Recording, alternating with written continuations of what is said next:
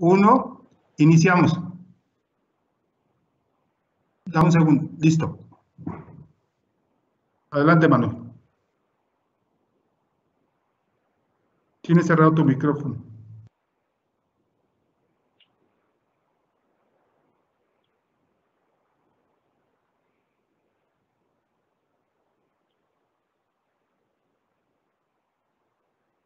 Listo. ¿Ya me oyen? Ya estás en vivo. Nada más minimiza mi pantalla. Perfecto. Listo. Adelante, Manuel. Bueno, sería primero Rommel, creo. Ya está conectado. Rommel es del departamento de Bacalar, del municipio de Bacalar. Entonces, en primera instancia, le vamos a dar a la palabra a Rommel. Esta plática es para el municipio de Bacalar. Adelante, Rommel. Hola, muy buenas tardes a todos. Primero que nada, sin agradecer en la exposición que tiene el doctor de hoy, darnos una importante plática. Quiero resaltar que el doctor ha estado muy interesado en la parte del tema y que se nos ha estado apoyando con varios artículos científicos, y esto es para acercar prácticamente la ciencia hacia todas las personas, ¿no? Y bueno, en Bacalar creo que hay mucha disposición de parte de todos los visitantes y de todos los habitantes de conocer más acerca de Bacalar, y qué mejor forma de hacerlo que teniendo a los expertos en el tema. Y quiero agradecerle al doctor, y ya sin más por el momento, agradecerle y pues ya empezar con usted, doctor.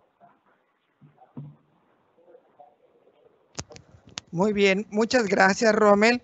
Bueno, pues vamos a dar inicio de esta plática, y en primera instancia nosotros, el título era ¿están solo los estromatolitos en Bacalar? Vamos a platicar o vamos a dar noticias sobre una biodiversidad desconocida.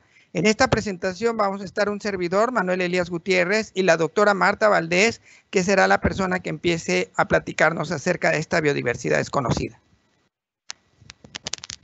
Bueno, antes que nada, muy buenas tardes a todos, a los que se dieron y que están aquí acompañándonos, aunque no nos podamos ver, pero bueno, esperamos que esta plática sea interesante para ustedes. Y bueno, como ya bien les dijo Manuel y Rommel, gracias por cierto por la invitación para dar esta pequeña plática de lo que venimos trabajando aquí en Bacalar. Pues básicamente es qué hay de nuevo sobre la biodiversidad en Bacalar. Entonces, como dijo Manolo, Manuel Elías Gutiérrez, él es mi compañero de trabajo. Yo soy Marta Valdés y bueno, los dos pertenecemos al Colegio de la Frontera Sur, Unidad Chetumal, y pertenecemos al Departamento de Sistemática y Ecología Acuática. Entonces, sin mayor, pues vamos a comenzar. Bueno, realmente, para los que conocemos Bacalar y hemos estado un tiempo en sus aguas, pues nos es claro por qué los visitantes, no tan solo los nacionales como internacionales, están maravillados con Bacalar. Y bueno, simplemente veamos esta fotografía, ¿no? Realmente es simplemente bello. Bello el lugar, los colores que tiene, no en balde se llama la Laguna de los 7 colores, ya que vamos observando diferentes tonos de azules, llegando desde los casi amarillos, los verdes, los azules, hasta casi los morados. Entonces realmente es impresionante lo que tenemos en esa laguna. Incluso si me permitan hacer un comentario, hace poco escuchaba los resultados de un estudio que hicieron unos compañeros cuando revisaron las libretas de los comentarios que hay en los hoteles. Y realmente los resultados fueron muy interesantes, porque resulta que de los puntos más importantes para ir a Bacalar es el color de la laguna. Entonces esto es como que fundamental para el turismo. En segundo, pues la tranquilidad, y había otros elementos, pero realmente el color de los 7 colores de esta laguna es el motivo por lo cual muchas personas visitan este lugar. En fin, otro de los motivos es que resulta que Bacalar alberga ciertos organismos que son sumamente importantes. Y yo creo que todos aquellos que han oído hablar de Bacalar están inmediatamente asociados a los estromatolitos o microbiolitos. ¿Por qué? Porque resulta que estos son las estructuras, las segundas más grandes a nivel mundial de agua dulce. Entonces, eso les da una importancia a Bacalar enormísima. Y algunos otros organismos que también son muy, muy importantes y que han tenido bastante, han sido muy, muy conocidos, no tan solo por por las personas que viven en ese sitio, sino también por los visitantes, son los caracoles, al cual se les conoce con el nombre común de chivitas. Obviamente que el tener los estromatolitos en Bacalar, pues obviamente que muchos de los científicos se han enfocado a su estudio. Y realmente ya si nosotros revisamos la literatura, podemos encontrar una gran cantidad de artículos asociados a estos organismos. Aquí podemos tener algunos ejemplos que van desde personas, científicos de otros países, así como de nuestro propio país. Realmente es un tema muy, muy importante y bueno, pues aquí tenemos simplemente ejemplos de personas que han escrito sobre Bacalar y sobre los estromatolitos.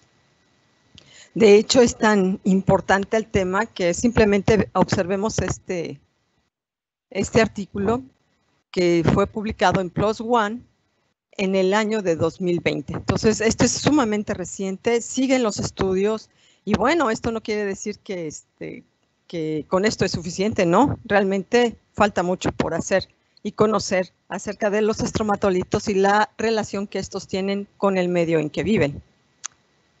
Desafortunadamente, mucha de esta literatura está en inglés. Algunos estaremos de acuerdo, algunos no estaremos de acuerdo. Lo cierto es que es para la ciencia, pues el idioma universal. Y pues como es universal, pues esto no tiene, no tiene fronteras y está accesible todo prácticamente en Internet. Para aquellos que no ubiquen dónde está la laguna de Bacalar, diremos que Bacalar se encuentra al sur de la península de Yucatán. Aquí la podemos ubicar y se encuentra muy cerca de la ciudad de Chetumal, a 30 kilómetros. Esta laguna es muy, muy particular.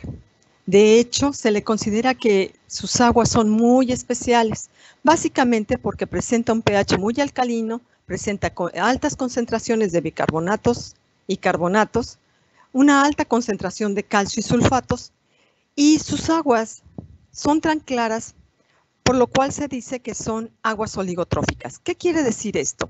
Pues básicamente que tienen bajas cantidades de nutrientes, tanto de nitrógeno como de fósforo. Y esto es prácticamente las condiciones que le da es lo que nosotros vemos en la laguna, un agua clara, limpia, muy azul. Pero aparte de los estromatolitos y aparte de las chivitas, ¿hay algo más? Realmente si nosotros agarráramos agua de Bacalar, pues la veríamos casi pura. De hecho, déjenme comentarles que cuando yo vi por primera vez Bacalar, yo juraba que era agua marina. ¿Cuál fue mi sorpresa? Que al tomar un poco de agua, resultaba que era de agua dulce, no daba yo crédito. Y bueno, otra característica es la transparencia que tiene esa agua, ¿no? Pero precisamente por esas características, nosotros o mucho se maneja que Bacalar es muy pobre en diversidad biológica, es decir, hay pocos organismos y que nosotros podríamos pensar que el color azul del agua que vemos en Bacalar es sinónimo de un desierto. Sin embargo, vamos a ver que no es así. Si nosotros hacemos estudios más profundos, más cuidadosos, podríamos darnos cuenta de que hay una gran diversidad de organismos que viven en esa agua que aparentemente no hay nada. Es decir, el hecho de que nosotros no veamos prácticamente lo que hay, no quiere decir que no existe. Bueno, entonces, ¿qué hicimos? En este sentido, empezamos a trabajar nosotros y uno de los primeros grupos con los que empezamos a trabajar fue el zooplancton. El zooplancton es un grupo, como más adelante les voy a explicar, de organismos que viven en el agua. Y vean que lo primero que hicimos fue tratar de apartarnos de los métodos tradicionales del muestreo en los lagos. Aquí vemos una fotografía de un señor muy famoso que se llamaba Birch, muestreando en 1908. Y vean que el aparato que está utilizando para muestrear es el mismo en esencia que se está utilizando en el año 2010. Bueno, sí hay algunas diferencias porque aquí tiene un winche muy elegante y tienen además, una lancha muy bonita. Nosotros aquí estamos trabajando con una lancha muy pequeñita y estamos cargando a mano nuestro muestreador. Pero, ¿qué es el zooplancton? Y vamos a decirles que son todos aquellos organismos que viven suspendidos en el agua y sus movimientos se restringen a un sentido vertical de la columna. Tenemos estos organismos, como son las medusas, que pueden moverse en el plancton y forman parte de él. No son microscópicas, hay unas que sí son microscópicas y otras que no lo son. Entonces, el zooplancton puede ser desde muy pequeño hasta bastante grandecito. Aquí tenemos un pez león. El pez león no es zooplancton, definitivamente. Ellos forman parte de una comunidad llamada Necton. Y acá tenemos unas larvas de pez. Si ustedes ven la escala aquí, son en milímetros. ¿Esto es zooplancton o no lo es? Sí lo es. Y es más, a esta parte del zooplancton se le llama ictioplancton. Entonces tenemos aquí lo que es el ictioplancton formando parte de lo que es el zooplancton. Algunos organismos en su ciclo de vida viven un tiempo en el plancton y después se retiran o crecen y ya no forman parte de esta comunidad. Nosotros utilizamos un dispositivo que se utiliza comúnmente en el mar para atrapar larvas de peces. Es básicamente lo que estamos viendo, es una cubeta, tiene estos conitos y tiene una luz en su interior. Y atrae a todos los organismos a través de un fenómeno, de un tactismo, es decir, atrae a los organismos con la luz. Entonces, tenemos que esta cubeta la simplificamos y nosotros modificamos una especie de red de plancton, le pusimos los conos, le pusimos la luz en el interior y aquí la vemos trabajando en un cenote en Yucatán. Y aquí tenemos nosotros, en esta otra fotografía, estamos viendo cómo está atrayendo a no solo el plancton, hay una multitud de peces que son atraídas aquí por la luz de la trampa. Gracias a este método, nosotros encontramos que el número de especies del zooplancton en bacalar se incrementó muchísimo. Nosotros antes de trabajar con estos dispositivos teníamos un conocimiento de aproximadamente 22 especies del plancton, del zooplancton en bacalar. Cuando empezamos a utilizar las trampas de luz, este número se incrementó a cerca de 100. Y curiosamente nosotros encontramos con estos mismos dispositivos trabajando en Canadá un número de especies aproximadamente similar, oscilando entre 100 y 120 especies. Esto ya desde hace tiempo lo había dicho un profesor en Bélgica, que la diversidad del plancton era la misma en los sistemas tropicales que en los sistemas templados. Aquí tenemos algunos ejemplos de lo que hemos podido nosotros atrapar del plancton en bacalar. Vean este que está aquí arriba, es muy interesante porque es el organismo dominante dentro del plancton. Este organismo dominante lo vamos a encontrar en una gran cantidad y se llama copépodo. Y este otro que está aquí es una almeja que en sus etapas larvales forma también parte del plancton. Tenemos las larvas de peces, como ya habíamos hablado, y también otros organismos, como pueden ser estos que parecen camarones, son misidáceos, y estos otros que son pupas de unos mosquitos llamados quironómidos, que no pican y son muy importantes como indicadores de la calidad del agua. Estos otros que tenemos, este que parece una arañita, es un ácaro, son ácaros acuáticos, muy importantes para indicar la calidad del agua. Y tenemos por acá a los rotíferos y estos organismos muy curiosos que les llaman también pulgas de agua. Si se fijan, en todos ellos pusimos un signo de interrogación. Ese signo de interrogación significa que todavía no sabemos su identidad. Los podemos identificar a nivel de grandes grupos, pero no sabemos en realidad quiénes son. Bueno, entonces tenemos aquí que con el zooplancton ya tenemos cierto conocimiento. Estos son reportes que hemos venido haciendo o que han venido haciendo también algunos colegas respecto al zooplancton de bacalar. Y es de particular interés este trabajo que aparece por primera vez en el año de 1978. Tal vez sea el primer trabajo científico de un organismo que habita en bacalar, y se trata de la almeja que fue registrada por primera vez en bacalar. Hay otros trabajos en donde, por ejemplo, aquí describen varias especies nuevas de quironómidos, de las pupas, de las cuales ya les había hablado anteriormente, y estos trabajos más recientes de los cuales hablaremos en un momento. Resumiendo todo lo que hemos presentado acerca del zooplancton, pues vemos que hay varias nuevas especies en bacalar. De cerca de 90 detectadas, muy pocas han sido descritas, y al parecer varias de ellas solo viven en bacalar. Es decir, tenemos un montón de especies que no sabemos quiénes son. Antes de 1996, solo existía el estudio de Mytilopsis alei. Este mejillón fue descrito en el lago Izabal, en Guatemala, y ese está al norte de Guatemala, no es muy lejos de este lugar, y no consideramos nosotros que sea invasivo ni tampoco exótico en bacalar. Se trata de una población que se adaptó y que está conviviendo con los estromatolitos actualmente. También nos hemos dado cuenta de que el zooplancton responde inmediatamente a cambios ambientales, y esto lo vamos a ver de una manera dramática más adelante. Y bueno, conforme vamos aprendiendo, pues nos van surgiendo muchas preguntas. Por ejemplo, las especies que no hemos podido identificar, ¿son nuevas para la ciencia? Esas especies solo viven en bacalar, a eso se le llama endemismo, y la distribución de todos los grupos es similar a la de los estromatolitos. Recordemos que los estromatolitos más grandes, más prósperos, con crecimiento más activo, los encontramos al sur de bacalar. En el norte también hay, pero no son tan enormes como los que encontramos en el sur.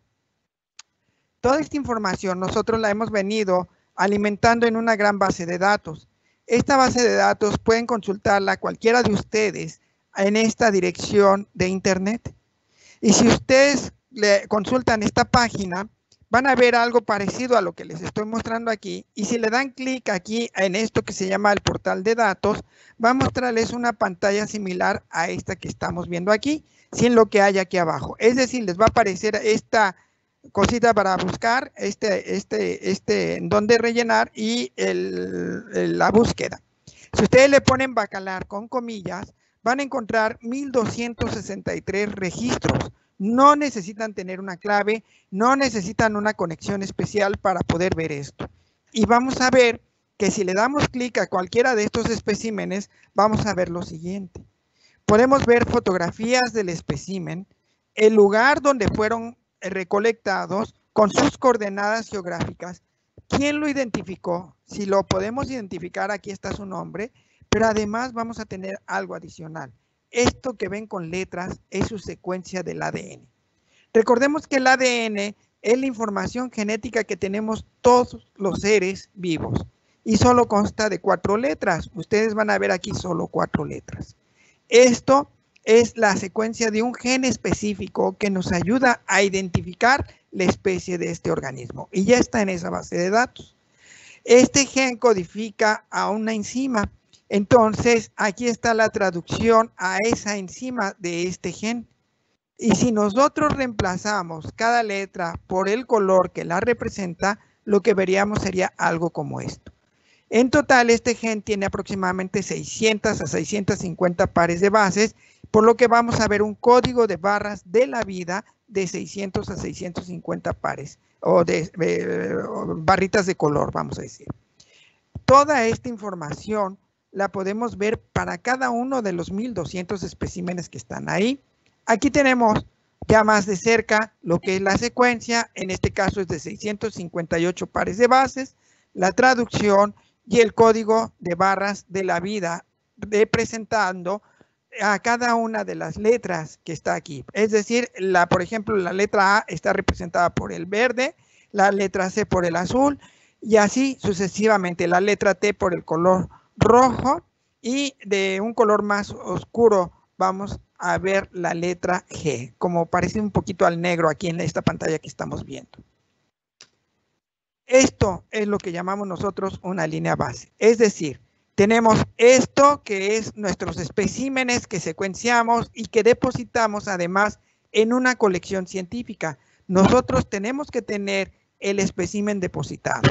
Si le agregamos la secuencia y luego le agregamos además las coordenadas geográficas donde está y lo ponemos en un sistema como Google Earth y todo eso lo tenemos en una base de datos en línea, podemos tener lo que se llama la línea base. Esos 1200 especímenes que ustedes habían visto que existen para Bacalar son lo que podríamos decir la línea base de Bacalar. ¿Y qué podemos hacer con una línea base? Bueno, aquí tenemos un pequeño avance. Por ejemplo, el número de especies que hemos encontrado en Bacalar Sur son 61. En Bacalar Norte, 44 para este ejercicio. Y en el cenote azul que se encuentra a 100 metros de Bacalar y no está conectado con ella, 61 especies también. Pero curiosamente, tenemos solo compartidas entre Bacalar Sur y Bacalar Norte 11 especies nada más, de esas 61 y 44. Entre Bacalar Sur y cenote azul tenemos solo 17 compartidas y solo se encuentran a 100 metros, 150 metros de distancia. Y entre lo que es Bacalar Norte y cenote azul solo 6. Por eso tenemos este dendrograma y vemos que prácticamente todo está en cero. No se parecen casi nada. Cada región es diferente. ¿Y por qué es diferente? Porque el agua es diferente. Por otro lado, también podemos trabajar con la metagenómica. ¿Y qué es la metagenómica? Esta palabra es muy nueva. No tiene muchos años, no va más allá de 5 a 10 años de uso. ¿Y qué es? Bueno, esto derivó del uso de aparatos como este que están viendo aquí, que son secuenciadores de siguiente generación. Es decir, permiten secuenciar el genoma de los seres vivos, pero de manera masiva. Es decir, nosotros podemos tener aquí el ADN, lo podemos cargar en un chip, y este chip lo cargamos en este aparato, nos da millones de secuencias y luego si nosotros por medio de un programa informático agrupamos todas las secuencias que son iguales y las comparamos con nuestra línea base, podemos saber qué representan ese montón de secuencias. De esa manera tenemos una herramienta súper poderosa para identificar todo lo que se encuentra en este lugar o cualquier otro que nosotros tengamos representado en la línea base. Por ejemplo, nosotros pusimos la trampa de luz y esta es una muestra típica de la trampa de luz. Esto que vemos de aquí para abajo es una sopa de zooplancton. Eso aparece solo con una noche de trabajo en Bacalar. Si nosotros un pedacito de esa, no completa, tomamos tantito de aquí, digamos 5 mililitros de aquí, y lo metemos en una licuadora, procedemos a extraer el ADN, amplificamos el gen que nos interesa, lo cargamos en el chip y lo metemos al aparato, vamos a obtener, o obtuvimos, porque ya lo hicimos, 5 millones de secuencias. ¿Y qué vamos a hacer con eso? Tenemos que meterlos en una trituradora de números para poner todas juntas, arreglarlas del mismo tamaño, tenerlas todas más o menos bien arregladas. Ya que tenemos todas esas bien arregladas, vamos a consultarlas a través de la computadora con la línea base que se encuentra en línea. Y una vez que nosotros consultamos, podemos saber de qué se trata cada organismo o cada grupo de secuencias, qué organismos nos están representando. Cuando hicimos eso en Bacalar, esto es un trabajo experimental, vamos a ver que nos encontró todo lo que ya teníamos en la línea base y además nos da una idea de la abundancia, porque ¿se acuerdan de esos animalitos que les dije que eran los dominantes, los copépodos? Aquí nos da idea de la abundancia de los organismos porque son los más representados con secuencias en ambos chips. Este trabajo apenas lo estamos afinando y bueno, estamos ya trabajando con esto, con la línea base que hemos desarrollado durante todo este tiempo. Antes, este trabajo requería un montón de gente especializada revisando cada grupo, porque teníamos que tener un especialista de cada grupo en un montón de muestras. Este trabajo es dificilísimo porque implica que si nosotros queremos hacer un monitoreo continuo de Bacalar, pues tenemos que tener una colección de especialistas trabajando todo el tiempo en cada muestra que nosotros estamos obteniendo. Actualmente nos tenemos que concentrar en reconocer y describir lo que no conocemos. Y eso nos va a llevar mucho tiempo. De hecho, nuestro tiempo generacional de una vida no va a alcanzar para reconocer y describir lo que no conocemos de Bacalar. Es mucho lo que falta por conocer. Cualquier variación en el zooplancton en cuanto a composición, porque ya tenemos las secuencias, aunque no tengamos el nombre todavía del organismo, ya la tenemos. Cualquier variación en cuanto a esas secuencias que ya tenemos almacenadas en nuestra base de datos, nos indicaría una posible entrada de una especie exótica, como el pez diablo, que se ha registrado ya en el río Hondo, muy cerca de Bacalar. Un evento de contaminación que puede ser por gasolina o por petróleo. Cambios en la química del agua, por ejemplo, exceso de nutrimentos, entrada de agua foránea, lixiviados, que son escurrimientos. Y ahorita vamos a ver que esto acaba de ocurrir en Bacalar y ya hay una respuesta de toda la laguna y de la comunidad que está viviendo ahí. Bacalar es sumamente frágil. Vamos a ver por qué es tan frágil. Y la primera comunidad que reaccionará a cualquier cambio va a ser el zooplancton. Básicamente, el zooplancton es el que nos va a indicar si hay algún cambio. Y bueno, en este momento, Marta Valdés les va a platicar sobre lo que es el biomonitoreo. Bueno, ya que nosotros ya llevábamos este tipo de trabajos, ya habíamos empezado a hacer la línea base de Bacalar, tanto del zooplancton como de los peces. Entonces empezamos a ver que se empezaba a desarrollar una nueva técnica, la cual le llaman ADN medioambiental, que no es más que el ADN que se puede ser extraído de muestras ambientales sin la presencia directa de organismos. ¿Qué quiere decir esto? Que simplemente yo puedo tomar una muestra de agua y a partir de aquí yo puedo obtener ADN.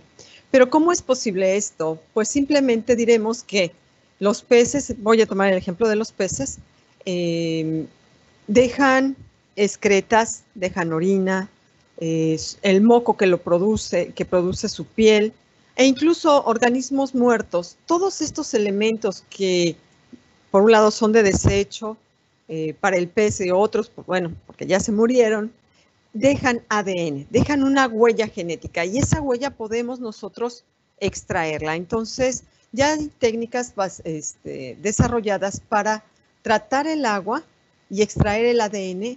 Y como nosotros ya tenemos la línea base hecha de los peces en este caso, pues ya podríamos comparar el ADN con la biblioteca de la línea base que ya tenemos y saber a quién pertenece. La metodología en esencia es lo mismo.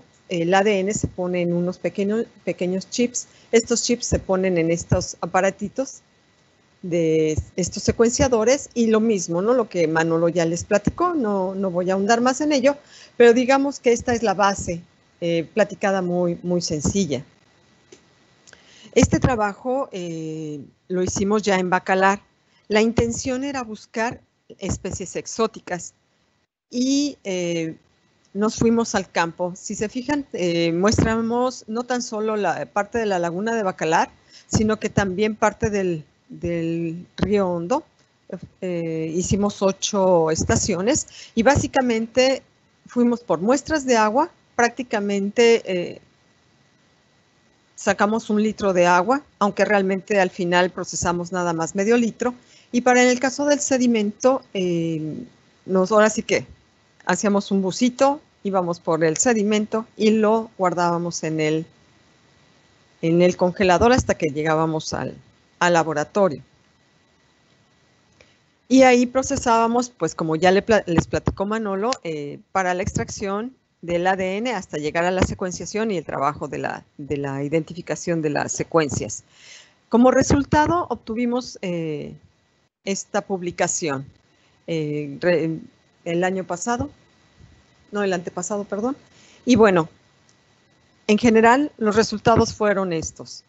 Obtuvimos esta cantidad de secuencias, que es muchísimas secuencias, 877.989 secuencias, y las cuales fueron comparadas con una línea base. Esta línea base que nosotros construimos previamente.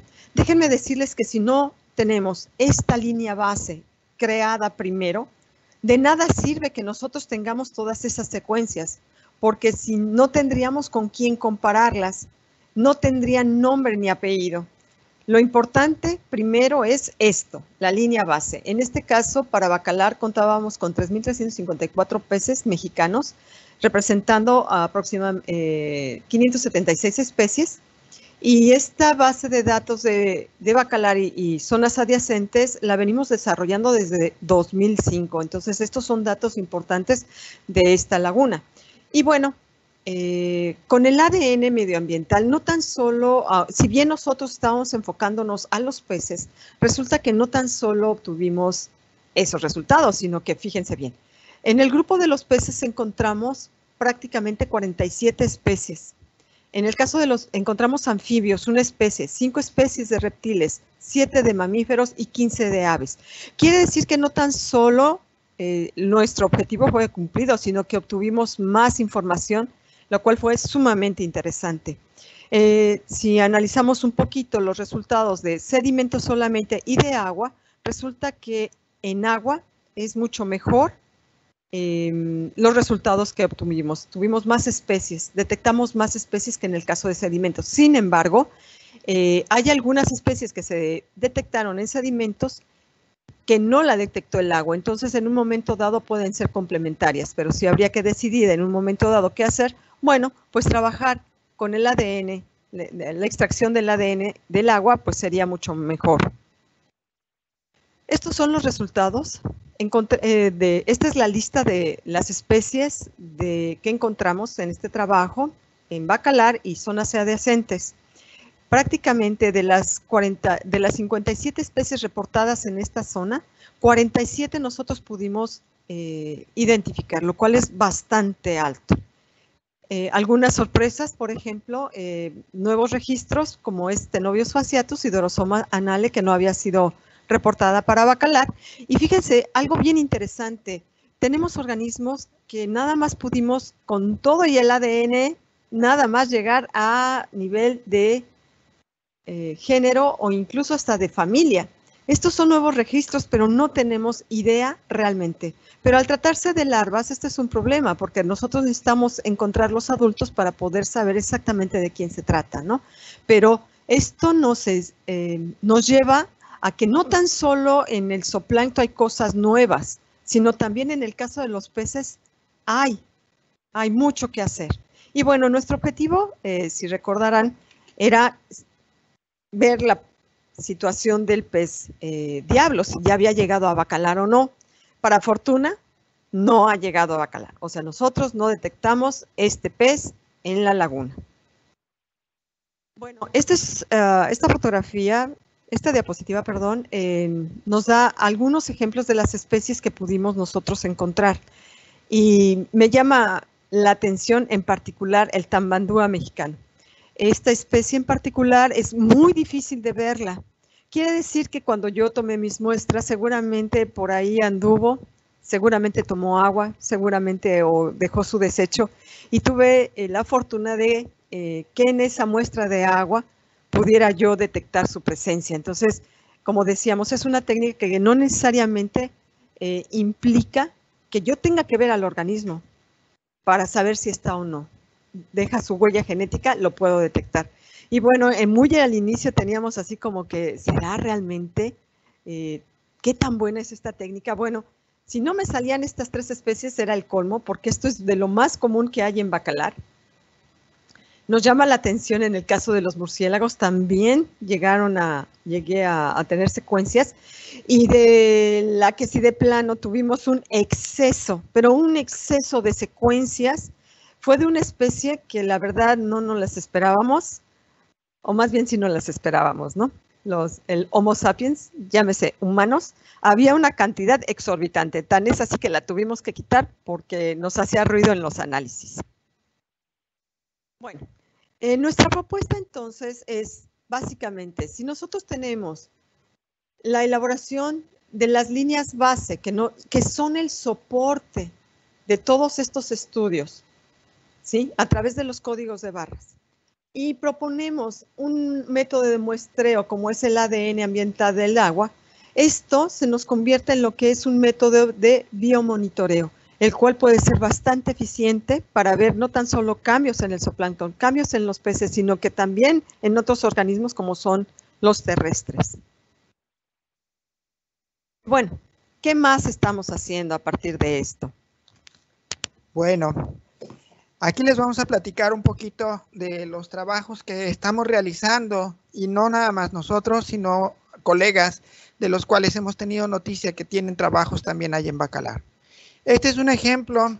Hemos estado revisando también la fauna asociada a estromatolitos. Este es el caso de la residencia de una estudiante del Tecnológico de Chetumal, Rosaura Castro, y ella encontró este animalito que le llamamos poliqueto, es un gusano, y este poliqueto vive o fue descrito, aquí tenemos el trabajo formal en donde fue descrito en el año de 2013 en la bahía de Chetumal. ¿Qué es lo que está ocurriendo? Que entonces la bahía de Chetumal tiene una conexión y estos organismos se han movido, no sabemos si de la bahía de Chetumal, lo más probable es que sí haya sido de la bahía de Chetumal hacia Bacalar, y han encontrado un hábitat dentro de los estromatolitos. Como ven, es una especie que apenas se describió en el año 2013 en la bahía de Chetumal. Hay también en los estromatolitos un montón de gusanos que se llaman nemátodos. Estos nemátodos han conformado una diversidad enorme. Hay 23 géneros asociados a estromatolitos y esto nos habla de una diversidad muy alta. En este caso, nuestro colega Alberto de Jesús Navarrete está trabajando con los nemátodos, está preparando el reporte, ya sometió, está en arbitraje el reporte de estos nemátodos asociados a estromatolitos, y es de llamar la atención que también tiene un primer registro de un organismo marino que se encuentra en sistemas epicontinentales. También hemos encontrado estos son ácaros asociados a estromatolitos, y en este caso una estudiante mía de doctorado, Lucía Montes Ortiz, está trabajando para describir este ácaro, el cual le va a poner el nombre de, bueno, pertenece a un género ya conocido, Triponotrus estromatolícola, porque está asociado a los estromatolitos. No es en absoluto dañino, no se le sube a la gente, no muerde a la gente, es más bien un organismo que podría ser depredador o podría ser alimentador de otra cosa, porque no sabemos mucho de su ecología o nada más bien, y es un indicador de la calidad del agua. Por ejemplo, tenemos también este pez. Aquí tenemos el adulto. El adulto lo hemos encontrado en el arrecife, cerca de Xcalac, pero lo que hemos encontrado en el cenote Cocalitos, dentro de Bacalar, son sus larvas. Las larvas se han registrado en Bacalar y solo hay un registro de la bahía de Corozal, en la bahía de Chetumal, pero no se han encontrado en el mar. ¿Qué quiere decir?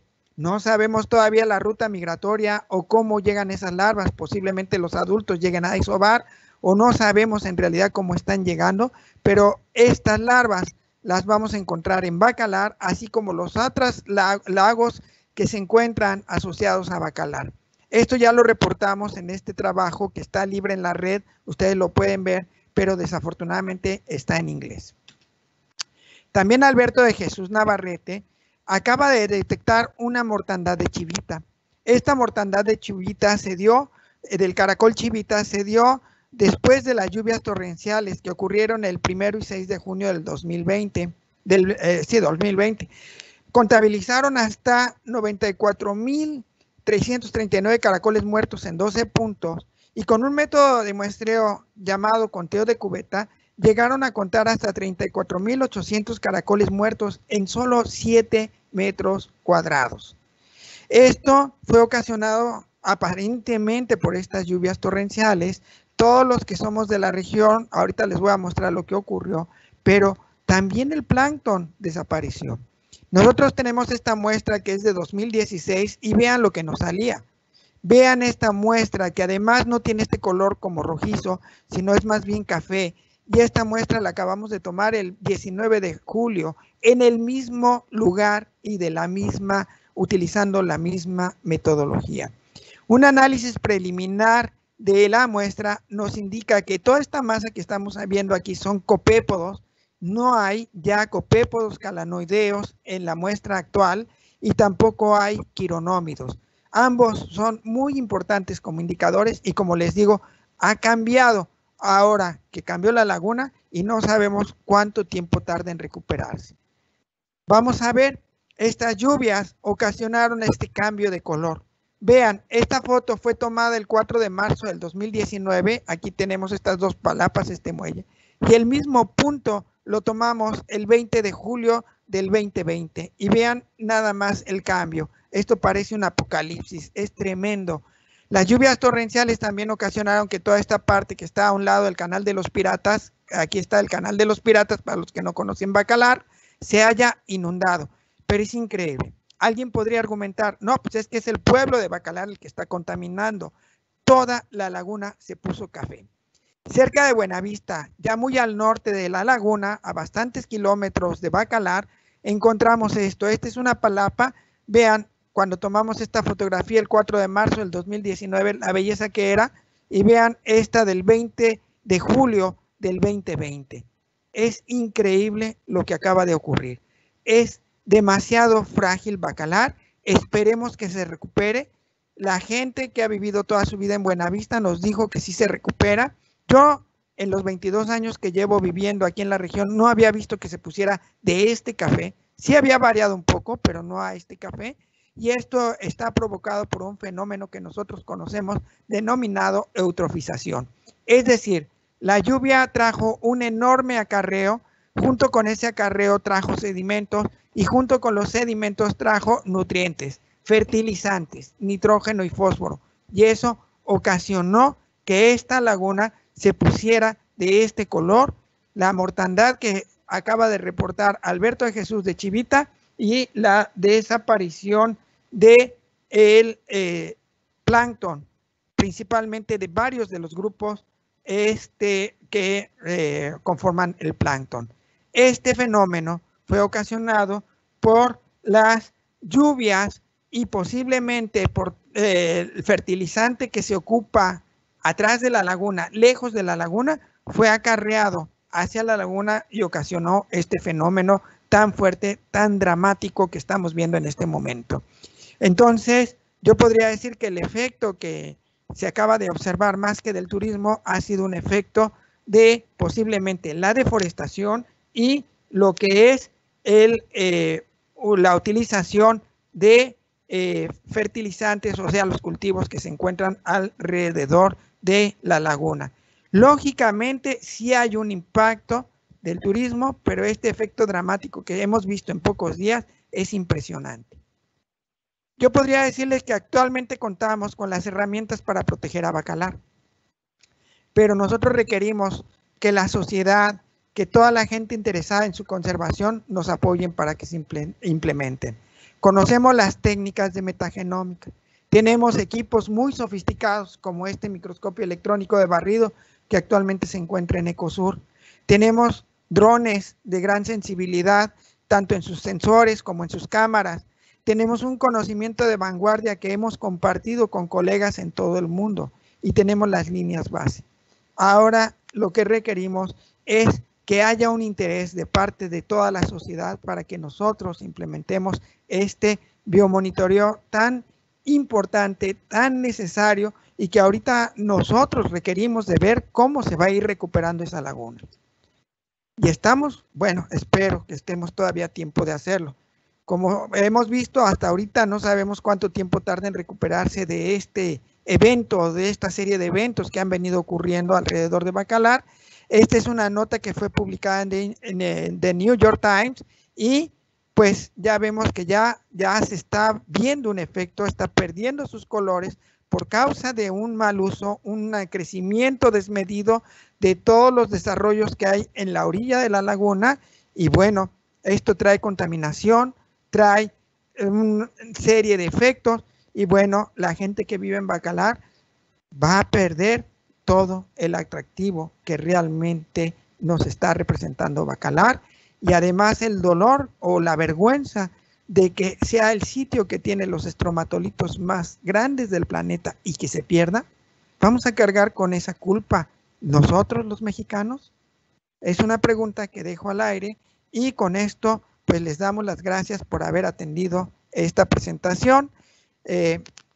Abrimos un espacio, creo, ya nos dirá, nos alargamos un poquito, pero vamos a abrir un espacio, yo creo, para contestar algunas preguntas. Enrique. Sí, Manuel, no se han recibido preguntas. No hemos recibido preguntas. Ok.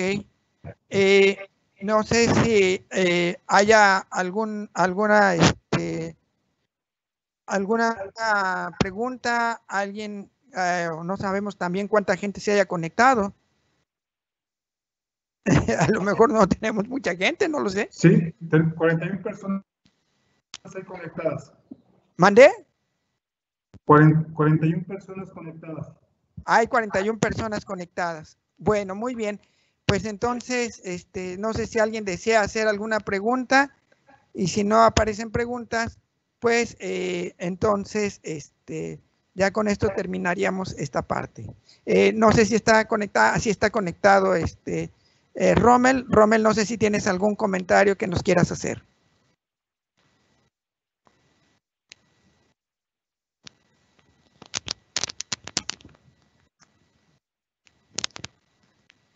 ¿No escuchamos a Rommel? ¿Está abierto su micrófono? Sí. Adelante, Rommel.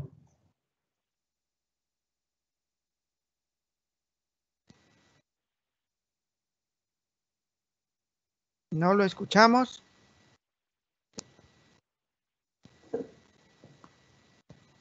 No sabemos si está conectado o no. Bueno, está abierto su micrófono, ¿verdad? Sí, está por teléfono, pero no lo escuchamos. Ajá. Bueno, no sabemos si hay alguna pregunta de parte del público. A ver, parece que ya aquí se escucha. Ya está hablando. Ok. Adelante, Rommel.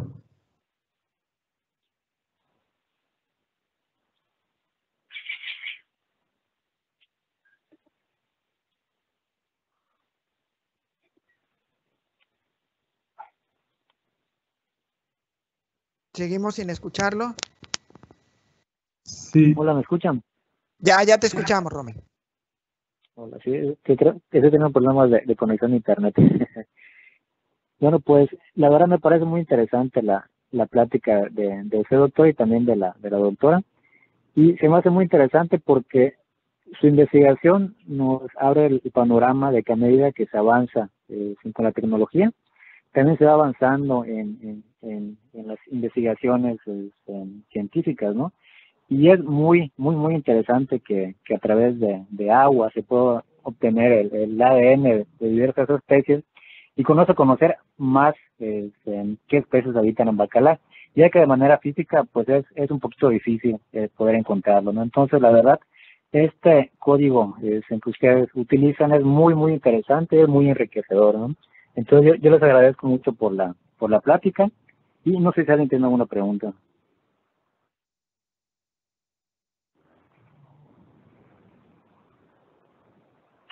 Manuel, ya hay preguntas en el chat. ¿Preguntas? Qué bueno. Bueno, si nos haces favor, Enrique. Sí, por supuesto. Dice, es anónima la pregunta, ¿por qué no salieron copepedos en el análisis del agua? No oímos. No oímos bien la pregunta. Te oímos muy cortado, Enrique. Ya, preguntan, es una pregunta anónima, dice que por qué no salieron copepedos en el análisis del agua.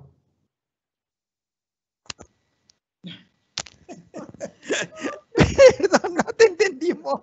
Otra vez no te entendimos. No sé si te acercas un poquito más al micrófono porque no te entendimos. Ya, es que bueno, no está muy bien el micrófono de mi computadora. ¿Por qué no salieron copepedos en el análisis del agua? ¿Análisis del agua? Sí, en el análisis del agua. ¿Pero qué nos trajimos? ¿Qué nos trajimos? Sí. En la parte superior está la pestaña de las preguntas, por si no se me escuchan bien. No, ¿en el chat o en dónde?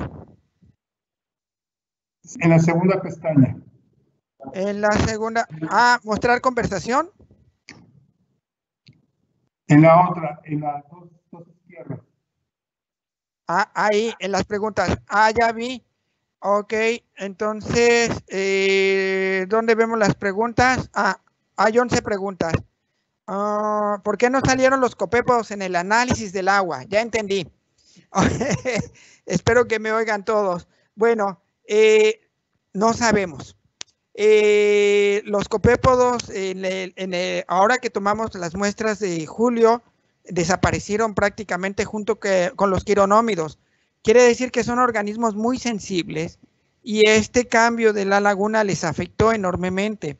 No quiere decir que hayan desaparecido totalmente de la laguna, pero su abundancia disminuyó tan drásticamente que no los encontramos en la muestra. En un análisis preliminar, es muy posible que sean muy sensibles al enriquecimiento que se dio por nutrientes de esta laguna y por esa razón hayan desaparecido. Espero que hayamos contestado. También Laura Rubio nos dice, ¿pueden identificar los contaminantes presentes en la laguna y con ello relacionarlos a qué tipo de uso pertenecen? Nosotros no estamos midiendo los contaminantes, estamos midiendo la comunidad. La comunidad tiene sensores mucho más finos que el mejor sensor que nosotros podamos inventar. Y ellos son los que van a responder. Si ellos, como acaba de ocurrir con los copépodos, desaparecen, nos están indicando que algo pasó en la laguna y que si vuelven a aparecer, que la laguna se está recuperando. Eso no lo sabemos hasta este momento. Hay evidencias de eventos parecidos en otros sistemas similares y si se recuperan posteriormente. La verdad, creo que es la primera vez que vemos este tipo de evento, al menos en la región. Todos los cuerpos de agua eventualmente sí se recuperan, siempre y cuando se deje de hacer el efecto que existe. Si en este caso las lluvias que fueron en exceso y acarrearon un exceso de nutrientes a la laguna, no continúan en ese exceso, en esa cantidad tan tremenda, entonces la laguna eventualmente se irá recuperando. Todos los cuerpos de agua se pueden recuperar en cuanto desaparece el factor que los está afectando. El tiempo, pues depende de qué tanto haya sido el daño. Pero definitivamente, no digamos que la lluvia, ¿no? Sino son el componente que están arrastrando, el contaminante que están arrastrando. Entonces, lo que tiene que desaparecer es eso. Se tiene que regular todos estos fertilizantes, por ejemplo, que llegan. Acuérdense que Bacalar es, toda su conexión viene subterránea, entonces no lo estamos viendo. Y de alguna manera, pues simplemente estamos viendo el efecto. Y el efecto, quien lo detecta primero es el zooplancton. Después ya vemos el efecto posterior, que es el color de la laguna. Entonces, bueno, esa es la situación. Hay otra pregunta, ¿qué diversidad de plantas se encontraron en los muestreos que hicieron en la laguna? Bueno, cada grupo requiere sus especialistas, como ya les mencionamos. No trabajamos nosotros con plantas, sí hay macrófitas acuáticas y hay malezas acuáticas. Lo que hemos estado viendo es que el lirio sí está prosperando, es un lirio tropical que es de la región, pero cuando hay un enriquecimiento prolifera de más. Y sí hemos observado eso, es uno de los principales efectos que hemos observado cerca del pueblo de Bacalar, que los macrófitos acuáticos han proliferado en un número bastante mayor que en el resto de la laguna. Dice, ¿podrían participar con elementos técnicos en una propuesta para impulsar un instrumento de conservación para la laguna? Eso es lo que queremos proponer. Ese es el meollo del asunto. Queremos nosotros, esto que proponemos es parte de un instrumento. No puede ser el único instrumento, pero es parte y que consideramos muy importante de un instrumento que puede ayudarnos a ver en la conservación de la laguna. Pueden contestar la pregunta del por qué no aparecen los copépodos cuando... No, los copépodos sí aparecieron en el análisis genético en el agua. Sí aparecieron, eran los más numerosos. Si recuerdan en la presentación, en la parte amarilla, eran los copépodos lo más numeroso que había. Cuando desaparecieron fue cuando se dio el fenómeno en que la laguna se puso de color café. Ahí es donde desaparecieron. Si nosotros aplicáramos la metagenómica en ese momento, tal vez podríamos encontrar sus rastros genéticos, pero no con la abundancia en que los encontramos inicialmente. Para realizar el biomonitoreo, ¿qué apoyo se requiere por parte de la comunidad? Bueno, yo creo que la comunidad puede apoyarnos en ese sentido, solicitando a las autoridades, solicitando ustedes mismos, acercándose a Ecosur. Ya vieron el instrumento y diga a toda la sociedad en general, hay muchas ONGs que nos pueden apoyar y que en algún momento nosotros propondremos al Consejo de Ciencia o alguna entidad internacional el que esto se haga de manera rutinaria y continua. De esa manera nosotros podríamos detectar si hay cambios en la laguna. Actualmente estamos tratando de implementar una expansión del laboratorio para que ya hagamos este tipo de trabajo, pero no tenemos los recursos económicos para poder implementar este monitoreo de rutina.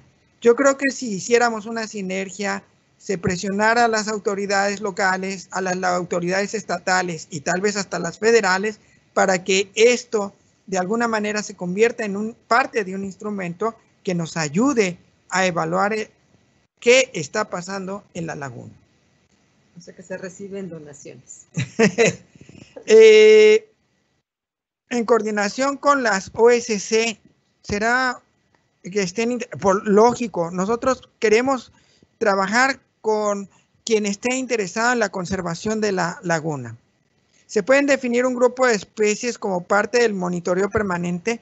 Nosotros la propuesta que hacemos es en base a toda la comunidad, no en base a unos indicadores. Hemos visto que a veces esos indicadores no son tan buenos. La comunidad responde de una manera mucho más sensible a todo. Y sí, efectivamente. Otra pregunta, ¿por qué no salieron copépodos en el análisis? Ese fue el análisis cuando la laguna se puso de color café. Y pues sí, son organismos muy sensibles y desaparecieron de la laguna prácticamente los calanoideos en las muestras que realizamos en julio. Oh.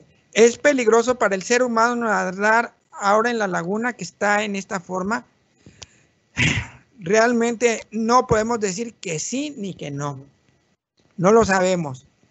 Creemos que no, pero habría que hacer un análisis de coliformes fecales. Como les digo, nosotros solo vemos una parte de lo que sería el biomonitoreo, pero habría que hacer un análisis de coliformes y tal vez de contaminantes, de plaguicidas y herbicidas, si es que llegaron a la laguna, para saber si es peligroso. De momento nosotros no recomendaríamos mucho que se metan, no lo sabemos y no tenemos elementos como para decir que sí se metan o no se metan en la laguna. No tenemos los elementos. Este efecto de eutrofización también sucedió en lagunas adyacentes a Bacalar. Bueno, por ejemplo, el cenote azul, tenemos fotografías y no. el cenote azul sigue siendo del mismo color y sigue presentándose igual. En donde sí vimos un efecto también, aparentemente es en la laguna Guerrero Negro.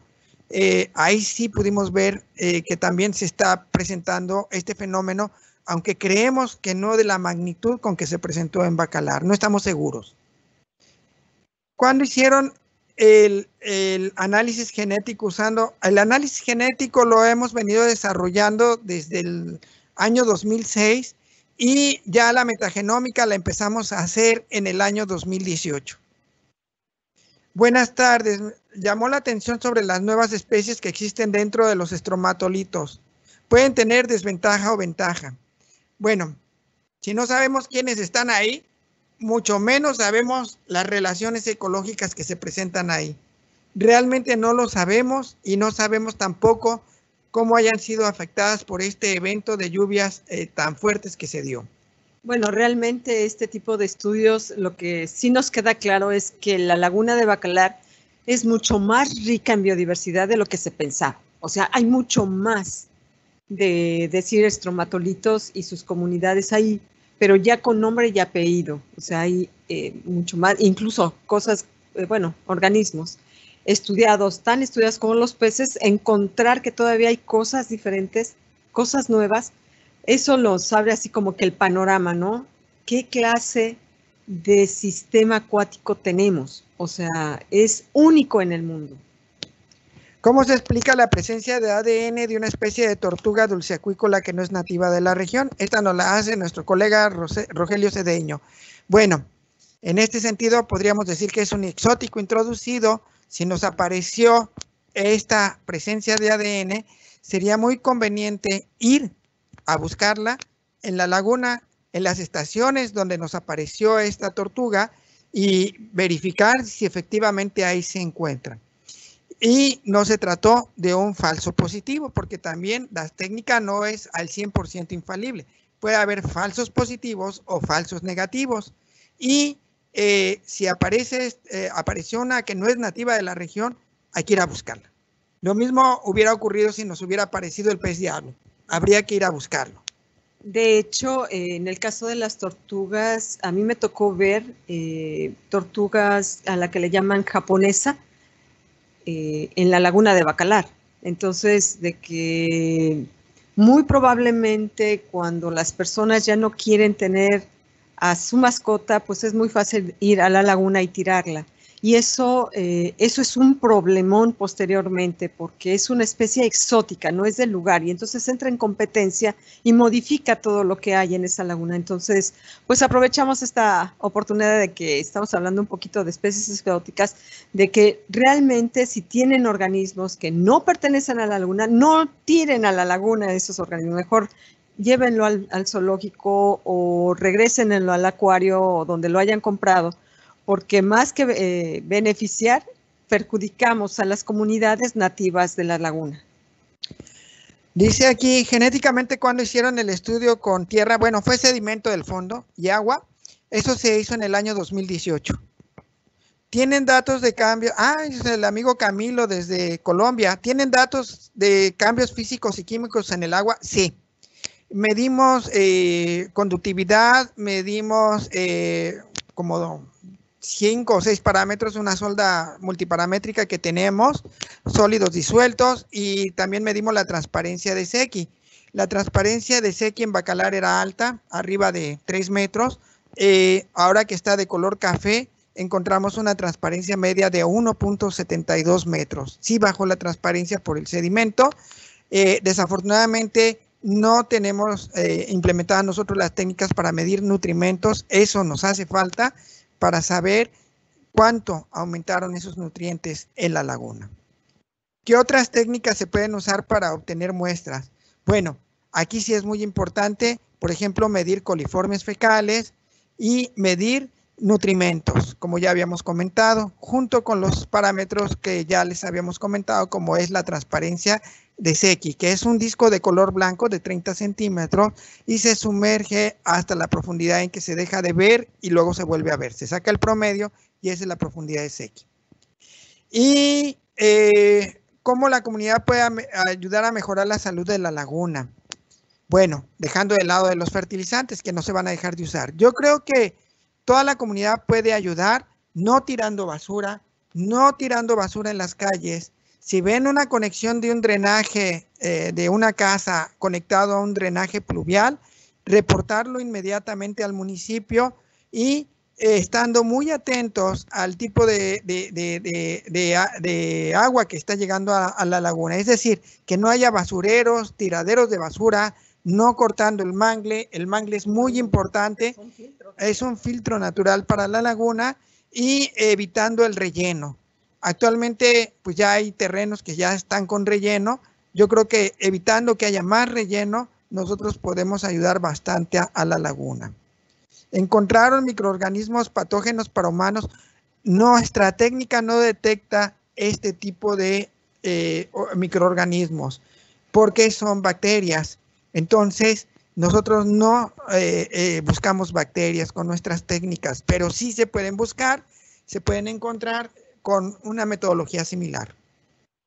¿Aparecieron nuevas especies después de la llegada de los nutrientes? No lo sabemos. En eso estamos. A lo mejor sí hubo un reemplazo de especies. No lo sabemos. Las muestras fueron tomadas apenas en julio. Este proceso no es tan sencillo. Según el estudio realizado, ¿cómo se puede decir que se encuentra el estado de salud de la laguna? En este momento tiene fiebre, está enferma. Se está recuperando. Ya la gente que está junto a Bacalar nos ha dicho que ya no está menos café. No sabemos cuánto tiempo vaya a tardar en recuperarse, pero en este momento sí podríamos decir se ha enfermado por esa lluvia torrencial que cayó y que le trajo todo ese arrastre a la laguna. ¿Alguien está estudiando los contaminantes? Sí. Tere Álvarez de Ecosur ya lleva varios años trabajando con la contaminación en la laguna de Bacalar. Ella ya ha presentado varias veces también al municipio los resultados de su trabajo. Y sí hay un efecto. También hay un estudio de hidrocarburos. Se encontraron hidrocarburos en Bacalar. Esto significa que hay derrames posiblemente de gasolina o de alguna otra cosa, de aceite, hacia la laguna. ¿Qué sería más eficiente? ¿Un monitoreo de la comunidad de bacterias o un monitoreo de la comunidad de zooplancton? Creemos que se debe monitorear tanto bacterias como zooplancton. Las técnicas pueden ser complementarias en este sentido. ¿Cómo podemos contactarlos para generar la ficha de evaluación y promover el monitoreo? Nosotros nos encuentran en Ecosur. Ecosur está en la web. De ahí nos encuentran muy fácilmente. Mi nombre es Manuel Elías Gutiérrez, Marta Valdés Moreno, y ahí nos pueden encontrar. Por acá nos preguntan si existen especies que dañan a los estromatolitos. Pues la única especie que lo daña es Homo sapiens, los seres humanos. Pues lo pisan, lo cortan, etcétera, etcétera. Entonces es del que tenemos más noticia. Parte de lo que ha pasado a la laguna de Bacalar es por efecto antropogénico. Probablemente sí. ¿Es posible que la contaminación de la laguna de Bacalar afecte a las lagunas interconectadas? Sí. Sí, de hecho, esto está pasando en las lagunas cercanas, ahí, Chile Verde, Guerrero Negro, etcétera, sí lo estamos viendo. Cuando pusieron la diapositiva con el estudio de sedimento agua, no aparece información no, porque en ese momento no estábamos buscando copépodos, estábamos buscando peces. Los copépodos fueron en el primer muestreo, el de la licuadora, y ahí sí aparecieron muchísimos. ¿Qué pasaría si el diablo entra a Bacalar? Pues adiós, estromatolitos. Sería una catástrofe, porque el pez diablo es removedor de fondo. Entonces, al ser un organismo que hace cuevas, que remueve el fondo, erosiona las orillas, sería una terrible catástrofe. ¿Qué sería más eficiente para un modelo de salud de la laguna? ¿Un monitoreo de la comunidad de bacterias? Yo creo que son complementarios. Tenemos que hacer todo esto. ¿Existe un plan de manejo ambiental? Sí, se está promoviendo a través de ProTour un manejo ambiental, entre otros. Hay ONGs también trabajando con esto y hay también un interés por parte del municipio y por parte de la comunidad de la sociedad de Bacalar. Felicidades, gracias. Y por último, ¿qué posibilidades de que este suceso el aumento de nutrientes esté conectado. No, nada que ver con las arenas del Sahara, en absoluto. No, definitivamente. Definitivamente no. Y creo que ya con esto hemos terminado con las preguntas, Enrique. No sé si ya con esto terminamos, ya nos prolongamos mucho, son 6:15. Habíamos proyectado 1 hora, pero ha habido interés de parte de la gente, nos da muchísimo gusto. Enrique, tienes la palabra. Sí, gracias, Manuel. Bueno, la liga del video va a estar disponible. Si desean revisarlo posteriormente, todo el evento va a estar disponible en esa misma liga. Pues sería todo, Manuel, y si me permite, ya podemos cortar entonces la transmisión. Bueno, perfecto. Pues muchas gracias, Rommel. Muchas gracias a todos los. Al contrario. Gracias por todo. Agradecemos a las autoridades del municipio. Creemos que hay un genuino interés por conservar la laguna, por cuidarla, y nosotros estaremos en la mejor disposición de apoyar con lo que podamos, con nuestro granito de arena, para que esta laguna siga siendo. Miren, yo trabajo lagos, he conocido lagos en todo el mundo. Para mí, el lago más bonito del planeta es Bacalar. Bueno, y simplemente pensemos que Bacalar vale la pena cuidarlo.